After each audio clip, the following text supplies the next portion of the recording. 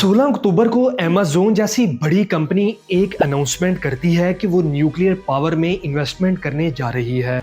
अभी इस बात को सिर्फ 2 दिन ही गुजरे थे कि गूगल भी न्यूक्लियर एनर्जी में इन्वेस्टमेंट करने का इरादा जाहिर करती है। आखिर ये टेक जायंट्स गेम्स और एप्स की इंडस्ट्री से निकलकर न्यूक्लियर पावर में क्यों इन्वेस्टमेंट कर रहे हैं? आइए इसकी डिटेल आज की वीडियो में जानते हैं।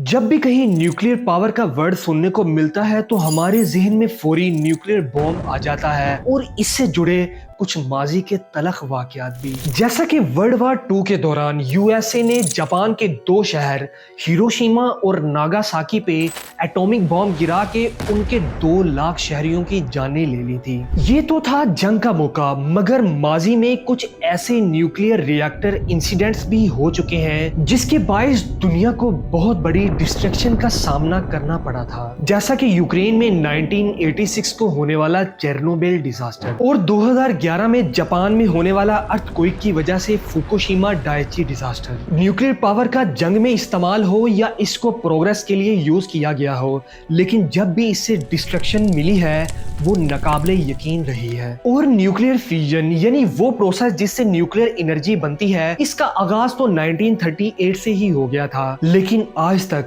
ये 7 लाख से ज्यादा जानें ले चुका है। और अगर आज भी देखा जाए तो हर मुल्क न्यूक्लियर पावर बनने की दौड़ में लगा हुआ है। कंट्रीज का मिलिटेंट को पावरफुल बनाने के लिए न्यूक्लियर एनर्जी का यूज करना तो समझ आता है, मगर टेक जायंट्स को न्यूक्लियर पावर खरीदने की जरूरत क्यों पेश आई? तो इसका एक ही जवाब है, आर्टिफिशियल इंटेलिजेंस। जी बिल्कुल, आपने बिल्कुल ठीक सुना। टेक कंपनीज को अब एआई को अपग्रेड करने के लिए न्यूक्लियर पावर पे शिफ्ट होना पड़ रहा है और इस शिफ्ट के पीछे कुछ मेजर फैक्टर्स ये बताए जा रहे हैं। नंबर 1, लो कार्बन इमिशन, यानी न्यूक्लियर पावर इलेक्ट्रिसिटी बनाते वक्त लो कार्बन डाइऑक्साइड रिलीज करेगी, जिससे क्लाइमेट डिस्टर्ब होने का खतरा भी टल जाएगा। और अगर ग्लोबली स्टैट्स को देखा जाए तो आप शायद ये जानकर हैरान होंगे कि सालाना सिर्फ इलेक्ट्रिसिटी से 13 billion ton carbon dioxide release होता है। इंसानों को ऑक्सीजन मिलने में फिर क्यों ना दिक्कत हो, क्योंकि सिर्फ इस कार्बन डाइऑक्साइड को अब्सॉर्ब करने के लिए सालाना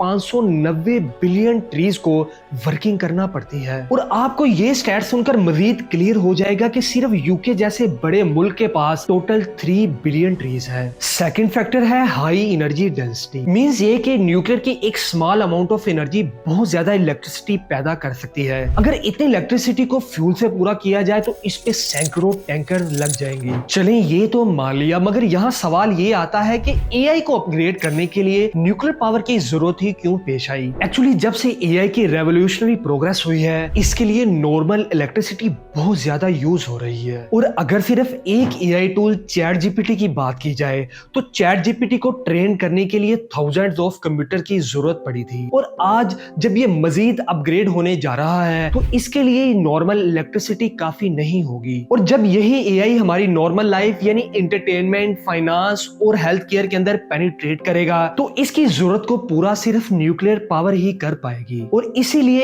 एआई को अपग्रेड करने के लिए न्यूक्लियर पावर पे शिफ्ट होना टेक जायंट्स के लिए बहुत जरूरी है। और दूसरी तरफ मुख्तलिफ खदशात को भी डिस्कस किया जा रहा है कि अगर यही न्यूक्लियर पावर टेक जायंट्स के पास आ गई तो क्या पूरी दुनिया के अंदर वो अपनी मोनोपोली तो कायम नहीं कर लेंगे? जैसा कि आज कंट्रीज के दरमियान न्यूक्लियर पावर की जंग छिड़ी हुई है, तो क्या ये आपस में न्यूक्लियर पावर की जंग में शामिल तो नहीं होंगे? मगर दूसरी तरफ ये बात भी हकीकत है कि आर्टिफिशियल इंटेलिजेंस को प्रोग्रेस की बुलंदियों तक लेके जाने के लिए अब न्यूक्लियर पावर ही इस कमी को पूरा कर सकती है। और इसीलिए टेक जायंट्स इस टेक्नोलॉजी की तरफ शिफ्ट हो रही हैं। इसके फवायद और नुकसानात दोनों पहलू हमने आपके सामने रख दिए हैं।